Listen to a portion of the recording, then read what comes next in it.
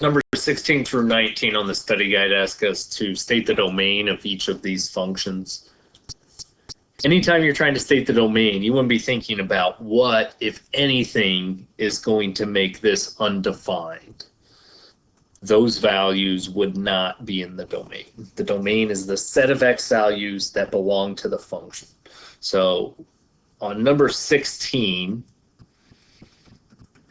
we have a square root. So we want to be thinking, when I take the square root of something, what am I not allowed to take the square root of? What is undefined when I take the square root? Square root of negative numbers is undefined. So the thing under the root here cannot be negative. It has to be positive, or it could be 0. Square root of 0 is okay. So in this case, 2x minus 3 is under the root. 2x minus 3 has to be greater than or equal to 0. If 2x minus 3 is not greater than or equal to 0, if 2x minus 3 is equal to like -4, I get square root of -4, which is undefined. So 2x minus 3 has to be greater than or equal to 0, and then solve for x. So my domain is the x values greater than or equal to 3/2. So the x values from 3/2 to infinity. Number 17. Number 17, again, we're thinking about what could possibly be undefined when I divide two things. Well, you are not allowed to divide by 0. If you divide by 0, that's when we get undefined.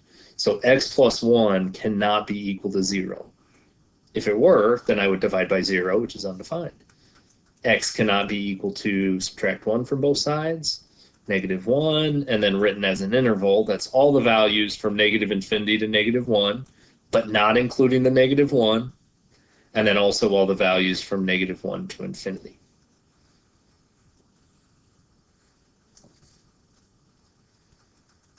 Number 18 is asking for the domain. Notice I'm dividing by two things here.